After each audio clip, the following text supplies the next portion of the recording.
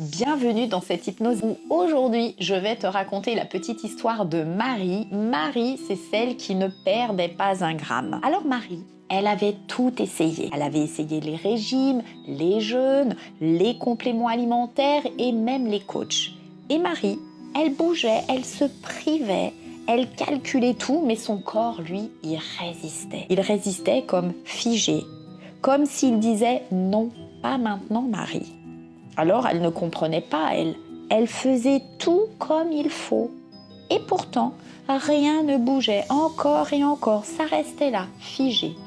Et un jour, elle a lâché cette petite phrase qui dit « J'ai peur de perdre encore ». Alors là, tout s'est éclairé pour Marie.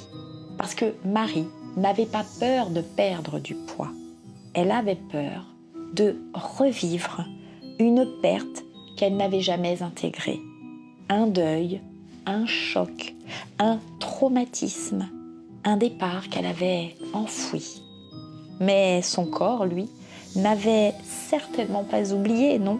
Son inconscient avait associé le mot « perdre » à la douleur, à la souffrance, à l'abandon et surtout à la faim. Alors, son corps, il bloquait tout simplement, par instinct de protection et certainement pas pour l'enquiquiner.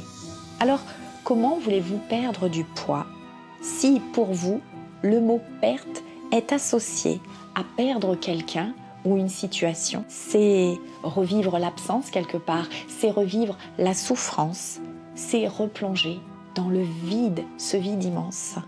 Alors, bien sûr, Marie n'avait pas un problème de poids, évidemment que non. Elle avait un poids émotionnel jamais exprimé, un poids qui était là, présent.